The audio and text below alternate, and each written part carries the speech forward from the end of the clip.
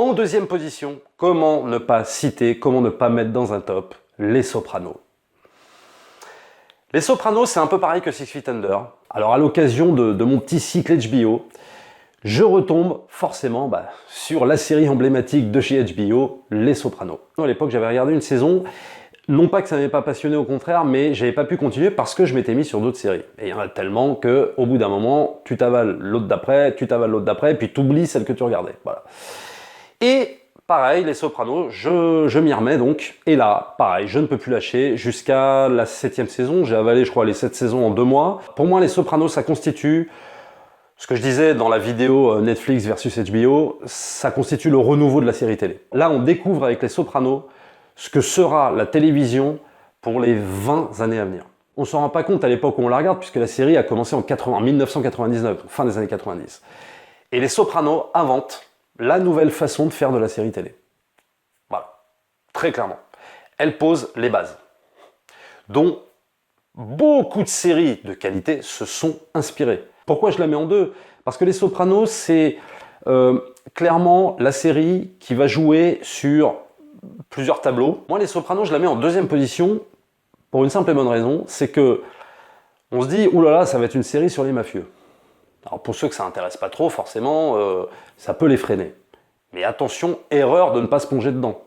Parce que Les Sopranos, oui, effectivement, racontent le quotidien de mafieux, mais elle raconte surtout la destruction d'une famille. C'est plus qu'une histoire d'évolution ou de destruction d'un noyau de gangsters.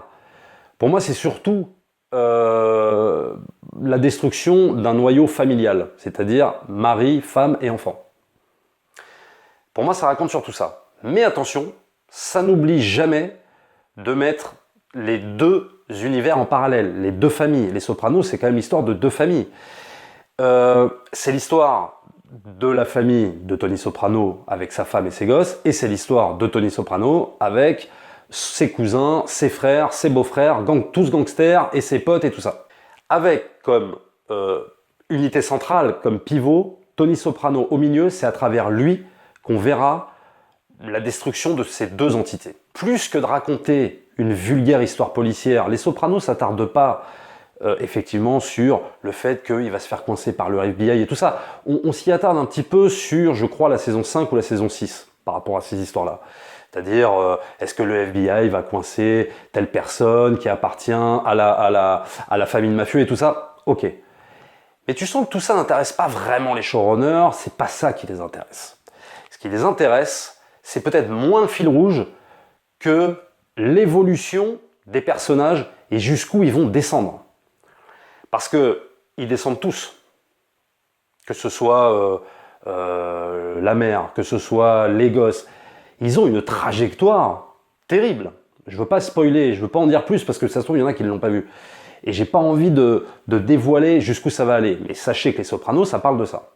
Donc, je dirais que c'est... Alors oui, on peut le voir comme une inspiration par rapport aux Affranchis, mais je pense que ça tire plus vers le parrain, les Sopranos, parce que bon, déjà, David Chase l'avait dit, hein, c'est un gros fan du parrain et tout ça, même il apparaît dans les bonus, je crois, du premier parrain, en parlant justement de l'œuvre de Coppola et en faisant, il me semble, un parallèle avec Les Sopranos. Mais ça tire plus du côté du parrain parce que le parrain, faut pas oublier que ça parle justement de ces 2 entités, c'est-à-dire la famille avec des flingues et la famille à la maison, avec comme lien entre les deux Tony Soprano et sa chute. C'est merveilleusement bien écrit. Dois-je parler du jeu d'acteur ? Franchement, je pense qu'il n'y a même pas besoin d'en parler. Que ce soit James Gandolfini, que ce soit Eddie Falco dans le rôle de la mère, qui est extraordinaire. Je crois qu'elle a eu des Emmy Awards. Bon, évidemment, James Gandolfini aussi. Lorraine Bracco qui jouait dans Les Affranchis, qui joue la psy, génial. On a vraiment l'impression de voir une psy. Ça tire aussi, peut-être aussi encore un peu du côté de Woody Allen, tout ça. Parce qu'il y a quand même l'histoire de la psy, il y a quand même l'histoire de Tony Soprano, qui a des sacrées angoisses. Et là, je fais juste une petite aparté. Je regardais le dernier film de Woody Allen qui s'appelle Wonder Wheel, et il y a une histoire un petit peu de mafia à un moment donné. Et dans la même scène, Woody Allen réunit 2 des gangsters qu'on trouvait dans Les Sopranos. Je crois que c'est Paulie et Eddie, je crois. une espèce de mec assez fort, assez gros, et les deux jouent dans le film de Woody Allen. Je pense que c'est un hommage, je pense que c'est un délire, mais en tout cas, je les ai retrouvés là-dedans, donc j'étais plutôt content. Voilà, fin de l'aparté. Sur la forme, Les Sopranos nous montrent une autre manière d'aborder les épisodes d'après. Ça veut dire, par exemple, tu as l'épisode 8 qui se termine sur une situation bien précise, l'épisode 9 va démarrer carrément sur autre chose. Peut même démarrer sur un flashback, peut-être sur un flash-forward, mais un truc qui n'aura pas forcément de lien avec la fin de cet épisode 8. Ça, c'est la marque de fabrique des Sopranos, et alors qu'il va être repris dans énormément de séries. Alors, évidemment, dois-je parler de la fin des Sopranos, qui a divisé à l'époque. Je me souviens, moi, à l'époque où je la regardais pas, on me disait « Ouais, fin des Sopranos, oulala, c'est terrible, je suis déçu, etc. » Moi, j'ai aimé parce qu'il y a vraiment un côté punk à mort de la part du showrunner de dire « Voilà, je finis de cette manière. » Est-ce qu'il se fera tuer? Est-ce un fantasme? Alors là, à toi de voir. Il y en a plein qui ont plein de théories. Je crois que le showrunner David Chase n'a justement pas voulu qu'on élabore de théories. Et je crois qu'il a voulu la finir comme ça, pour une raison qui lui appartient. Et à la limite, c'est très bien comme ça. Ça nous laisse, à l'inverse d'un Six Feet Under, qui nous bloque sur d'éventuelles théories, les Sopranos nous laissent la porte ouverte. Et c'est brutal. La série se termine quand même dans un café avec une musique qui s'appelle Don't Stop Believing. Je crois que c'est une musique un peu pop-rock des fin 70, qui est génialissime d'ailleurs. On voit tout à travers les yeux de Tony Soprano, pareil. On voit qu'il regarde un mec rentrer dans le café, sa fille arrive, la mère prend un truc à manger sur la table, etc., etc. Puis on entend la musique. T'as le mec qui rentre, t'as un mec bizarre qui rentre dans les toilettes, qui en ressort. Qu'est-ce qui va se passer? Boum, ça s'arrête. Ça s'arrête même sur Don't Stop. Et à partir du moment où t'entends Stop, noir, fini, les Sopranos, c'est terminé. Moi, j'ai trouvé ça génial. C'est un concept de fin de série que moi, j'ai personnellement adoré. Il y en a plein qui ont été déçus, il y en a plein qui se sont dit quoi, ça peut pas finir comme ça, etc. Mais c'était, oui, il fallait que ça s'arrête, c'était la fin d'une ère. Certains scénaristes, dont un qui est devenu après le créateur de Mad Men quand même, mais je pense qu'ils ont décidé, oui, d'arrêter là. Et peu importe ce que vous en direz, c'est comme ça, voilà. On accepte ou on n'accepte pas le postulat, il est dur à avaler parce que quand on s'est attaché à cette famille dysfonctionnelle, c'est quand même difficile de se terminer sur une brutalité comme ça, mais il n'y a pas cette espèce d'évidence à ce que ça se termine dans une effusion de sang ou dans autre chose. Les Sopranos, ça n'a jamais été dans l'évidence et ça ne sera jamais jusqu'à la fin. Et c'est ce qui fait que pour moi, c'est une des plus grandes séries télé que j'ai jamais vues. À l'époque de la diffusion des Sopranos, HBO invente le slogan un petit peu pompeux, mais tellement vrai, « It's not TV, it's HBO ». C'est vrai qu'à l'époque des Sopranos, ce slogan fait tellement office de vérité réelle. Alors on est même plus dans le cadre, ça dépasse le cadre de la série télé, ça réinvente tout ça. Et c'est vrai que la transition est toute trouvée, puisque s'il y en a bien une qui n'est plus de la télé à mon sens, et qui est vraiment conçue comme un espèce de long film, c'est Breaking Bad. Alors Breaking Bad, écrite par le petit Vince Gilligan qui avait déjà fait ses classes sur X-Files. Et oui, sur X-Files, puisqu'il avait scénarisé, produit, écrit, voire même pas mal d'épisodes d'X-Files, mais plus en fin de carrière, qui un jour invente Breaking Bad. Voilà. Et dont le pitch, moi, à l'époque, me faisait pas vraiment envie. Et d'ailleurs, qui a été refusé par plusieurs chaînes de télé, et je crois même HBO l'a refusé. Parce que ça a été diffusé par EMC, ça a été produit par EMC et Sony. Mais il faut dire que pour accepter un pitch comme ça, faut y aller, quoi. Moi, tu me vends le pitch d'un mec qui a le cancer, qui a plus de 50 ans, qui va mourir et qui doit dealer de la meth, je sais pas si je suis tout de suite très très attiré. C'est un concept très difficile à vendre si tu ne vends pas la fin de la série. Tant mieux que EMC et Sony aient accepté de la produire, parce que sans quoi on serait passé à côté, à mon sens, de la meilleure série de ces 20 dernières années, bien que dans le top, pour moi, elles sont toutes excellentes, mais je pense que Breaking Bad est un cran au-dessus quand même, et ce pour 2-3 raisons que je vais vous dire.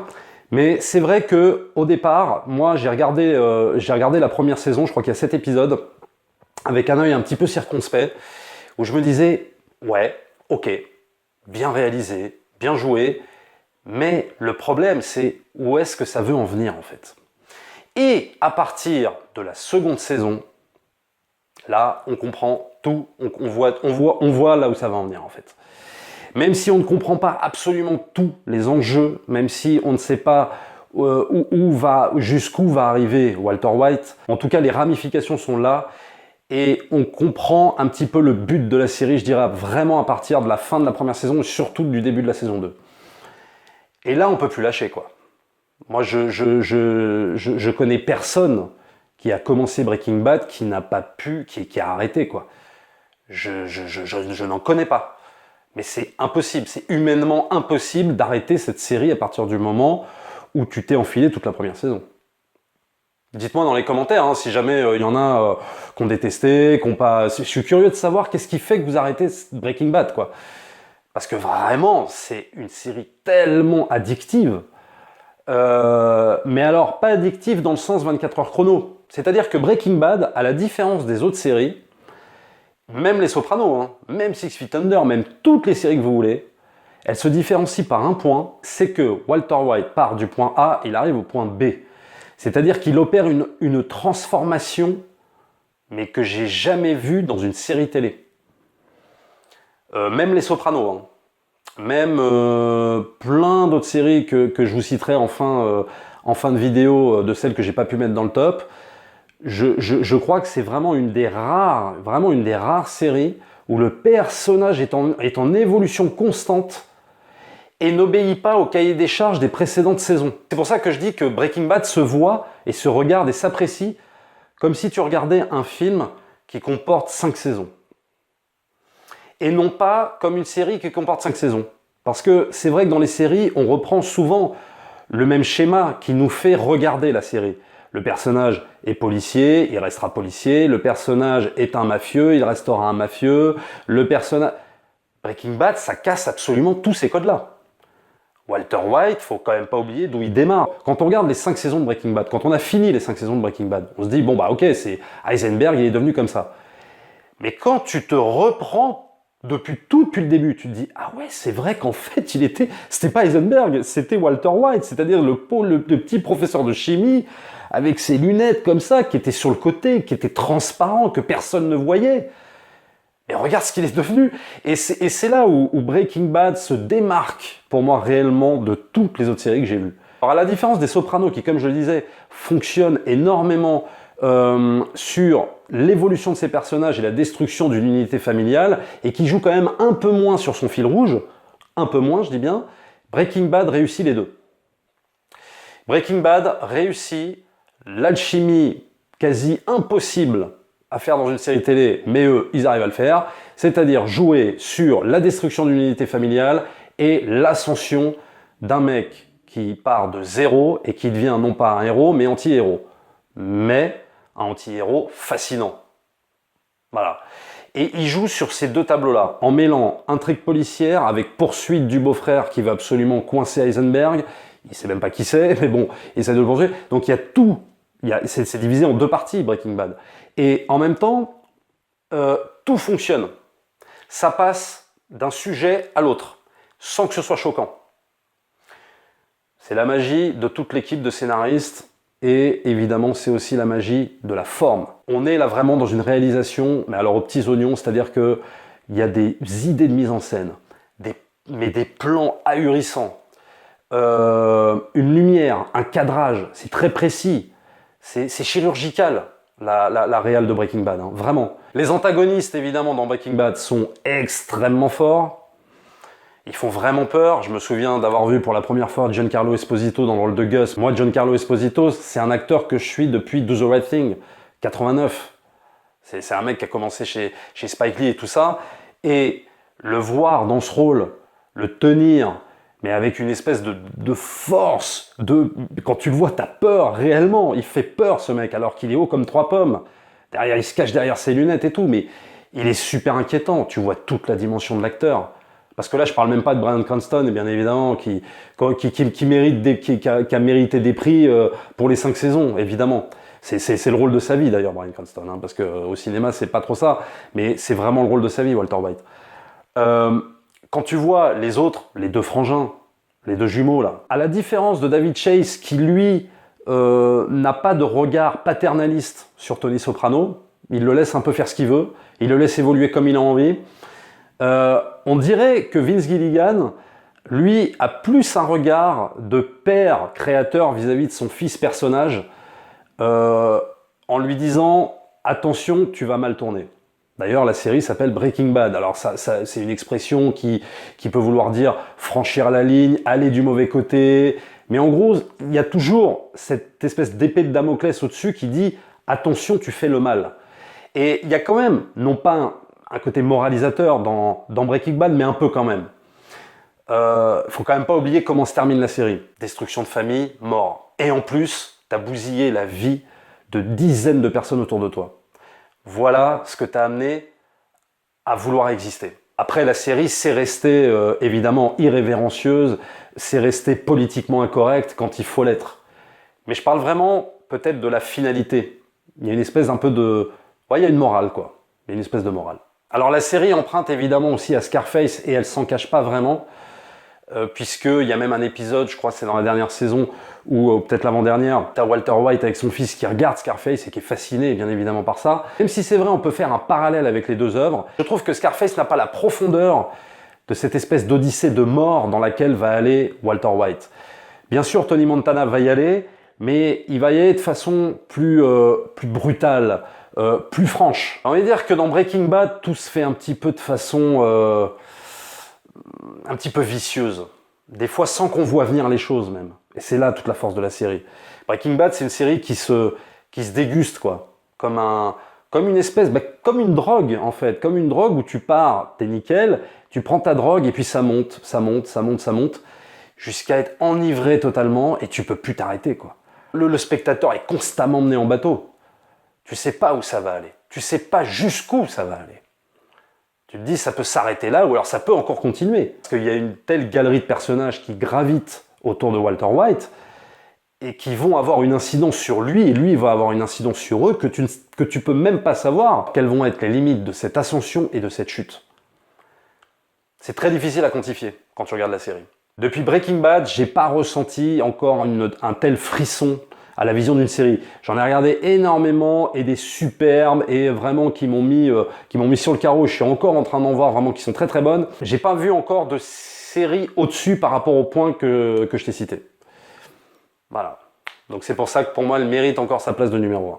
Au rayon des séries que j'ai pas pu mettre, ça m'ennuie parce que c'est vrai qu'il y a énormément de séries de qualité, mais je vais vous les citer, je pourrais pas en parler. Peut-être que je ferai des vidéos dessus, hein, mais il y en a tellement que voilà, j'ai dû vraiment faire un choix. Il y a The Wire, bien évidemment.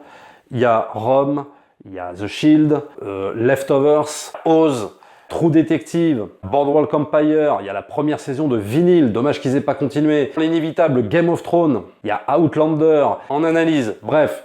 Il y a tout un panel de séries qui mériterait une vidéo par série, mais malheureusement, c'est vrai qu'on peut pas tout faire, on peut pas tout caser. Surtout, n'hésite pas à dire dans les commentaires ton top aussi à toi, ce que tu penses de mon top, si tu as envie de commenter sur les séries ou pas. Alors n'hésitez pas, comme d'habitude, de vous abonner à la chaîne, de liker, de partager, de me dire ce que vous avez pensé de ce petit top sympa. Et nous, on se retrouve très prochainement pour une prochaine vidéo. Je sais pas encore, normalement, ce sera une série, normalement, mais des fois, il y a des petits changements de programme. En tout cas, ce sera quelque chose de très sympa. Ciao!